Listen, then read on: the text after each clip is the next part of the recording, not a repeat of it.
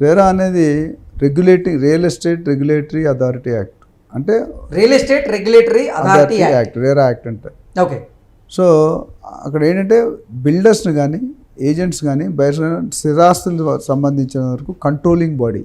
అంతకుముందు చంద్రబాబు గారు నాడు ఏపీ ఎలక్ట్రిసిటీ బోర్డు ఉండేది కదా, ఏపీఎస్, అందులో ఏపీఆర్ఈస్ అని పెట్టారు, ఆంధ్రప్రదేశ్ ఎలక్ట్రిసిటీ రెగ్యులేషన్ కమిషన్. అట్లా రియల్ ఎస్టేట్కి ఇంతమంది రెగ్యులేషన్ బాడీ లేదు. ఎవడు అంటే ఇప్పుడు పూర్వకాలం నువ్వు చిన్నప్పుడు నేను కొద్ది 20-30 ఇయర్స్ ముందు చూసుకుంటే బిల్డింగ్స్ ఇలా కట్టి ఇలాగ వెళ్తాయి వాటర్ ట్యాంకులు, ఇలా పర్మిషన్ ఇంతే ఉంటుంది. కింద చెకింగ్ కింద అవుతుంది, భూమి పైన ఒకటి ఇలా ఉండేది.